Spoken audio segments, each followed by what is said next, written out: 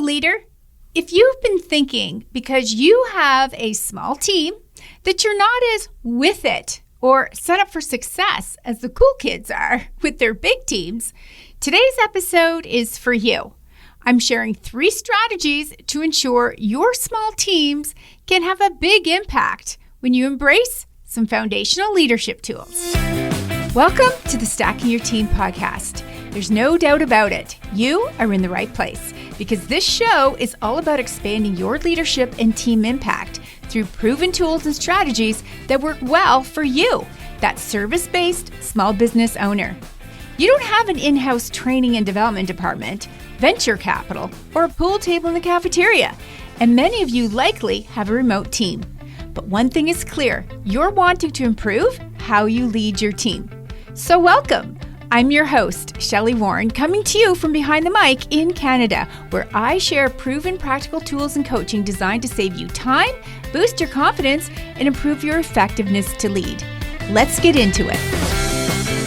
Sure, I've seen it all, both in corporate teams, local volunteer teams, and teams in the world of small business, both brick and mortar and online teams.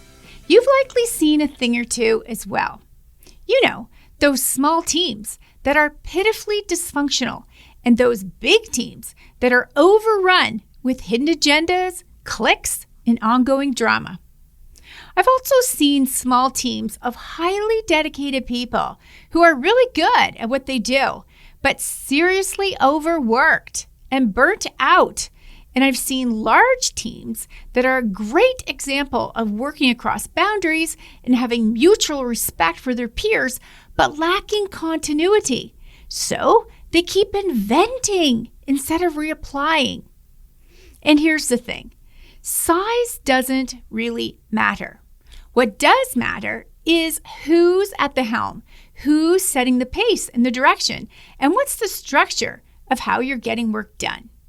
These are all part of the team culture that you're either fostering and desperately trying to hang on to, or unfortunately tearing down and then trying to rebuild. So think back to your own work experiences. The teams where you felt really great about being a part of, you know that it wasn't the team size that was the secret sauce. Nope, it was the foundation of how the team was led that made all the difference. Sure, there are pros and cons of both small and large teams.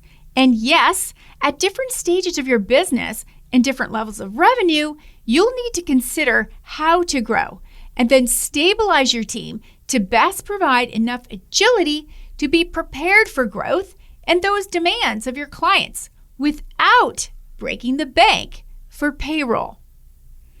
That's why productivity and efficiencies are so darn important to every business, regardless of team size or revenue level. So today, I want to give you permission to ebb and flow with your team size based on the external factors of your niche. Now, I've worked with many clients who had large teams and then realized, well, it was too large. So we made some conscious structural changes to better meet the needs of the business and their bank account.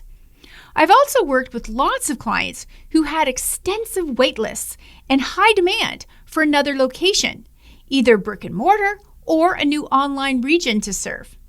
You see, team growth depends on affordability, service delivery demand, and a strong foundation so that the extra draw on people and processes doesn't break your business.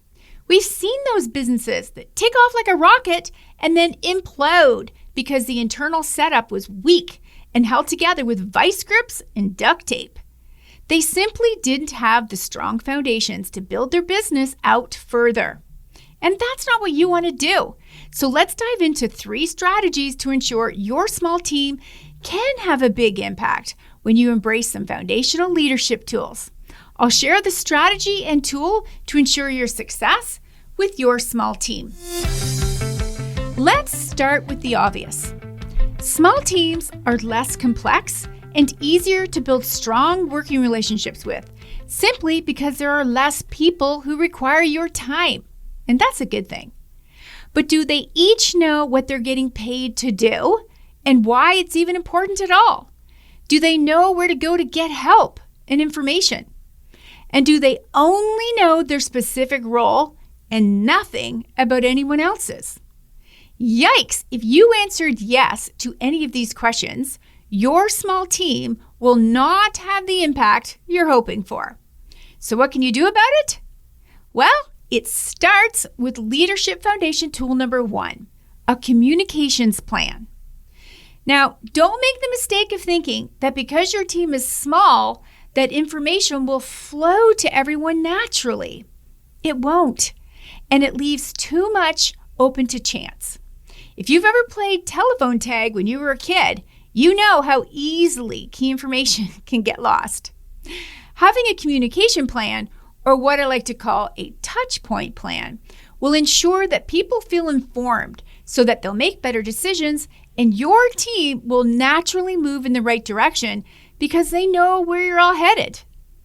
Your communication plan needs to incorporate all the ways in which you'll create a touch point with your team members, including your remote team members. Here's a quick list: team meetings, daily huddles, one-to-ones, emails, internal and external newsletters, Slack messages, training sessions, either pre-recorded or live, including videos, and the old-fashioned posted communications. So think bulletin board. The goal is to not bombard your team with information that's shared too early, too late, or not at all. And bonus points if you can be consistent and teach your team where to go to get the information themselves.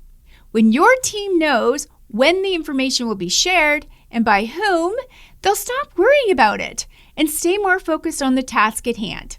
This also quickly diminishes speculation and gossip too. So getting clear on what information will be shared at team meetings versus one-to-ones, and what minor and major, meaning emergency updates like unplanned team schedule changes, will be shared on what Slack channel, and of course, who owns the rollout and the follow-up. Part of your role as a leader is to become a better communicator, and too often you think it's you that has to do all the talking. That's not true. Your small team can divide and conquer, and along the way, you'll be building in some high-performance behaviors that demonstrates their level of ownership, and that for sure will definitely lead to high impact. The next Leadership Foundation tool that will elevate your small team's impact is this one: workflows and SOPs. Now, don't get caught up in thinking that you don't need documented workflows until you have a large team. No, you need them now, and here's why. With a small team, there are less people to step in and give a hand if someone's ill or gets behind on something. And with small teams, it's usually pretty clear who is building mastery in which area of the business, and the risk is that your business is people-driven, not process-driven, because all the operational secrets are in someone's head instead of being captured on paper. Now, that's a risk that any size team needs to avoid. You'll feel so much pressure to keep the momentum going while you and other team members wing it, while the main person who owns the process is out of the business. So why not make it an expectation that everyone documents their workflows, including photos, videos, checklists, and then test them out so that your team is truly agile and ready for anything.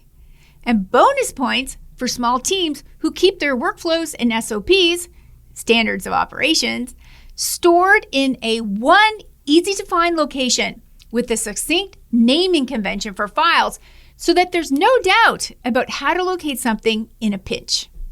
And more bonus points for you if you have your workflows and SOPs on a drumbeat, spread out throughout the year to test and then revise anything that may have slipped through the cracks as software was upgraded, people moved on, or improvements were made.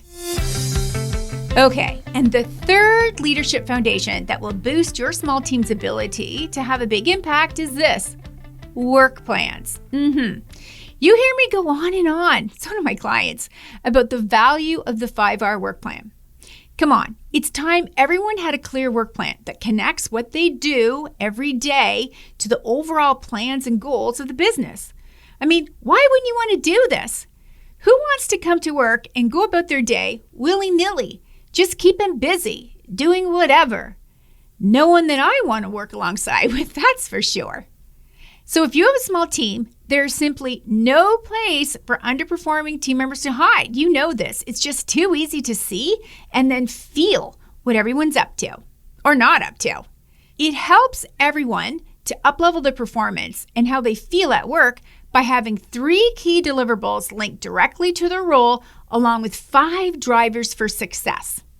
Here's a quick rundown on the 5R work plan that's been around in corporate for decades, but it was likely called something different where you worked and had a whole bunch of extra complexity added into it. Here's the version that I love sharing with members of the Leadership Lab, which we dive into further to ensure this foundational team leadership tool is alive and well in their businesses. Here we go. 3 key deliverables, and these should literally roll off their tongue because it's so clear about what they do. Here's an example for a front desk person at a spa. Their 3 key deliverables would be client experience, sales, and administrative. And the 5 R's: role title, responsibilities, results, requirements, and of course, the one everyone always forgets, the renewal date. You know, during a recent Leadership Lab call, a new member asked about the 5R work plan, and another member proceeded to teach her right there on the call with great enthusiasm and knowledge about exactly what the tool is for and how to use it. We were all so impressed, especially me. It was a goosebump moment for sure. The value of a work plan is that it becomes a talking tool for one-to-ones and an accountability tool to coach people towards high performance. And it's a great celebration tool to acknowledge everyone's contribution. So I hope I've convinced you that you really can have a big impact with a small team. It's all about foundations and using tools designed to help you amplify your efforts and the effectiveness of your team members. So stop making it so difficult and stop using overly cumbersome corporate tools, and instead embrace proven tools better designed for your small business. And did you know that we're getting ready to welcome members into our brand new program next week? It's called Leadership Lab 101, and it's for women who own service-based businesses with a small team and a big need to get ready for growth. Will I get to work alongside you there? I sure hope so. Let's transform your business, starting with your small team, in this fast-track program. Get the details with the link in the show notes. You know, leadership can be exciting, challenging, and lonely at times. So don't go it alone. Let me help you create the team and the leadership structure that you've been craving. So until next time, remember, if you have a dream, you need a team. So let's get stacking yours today.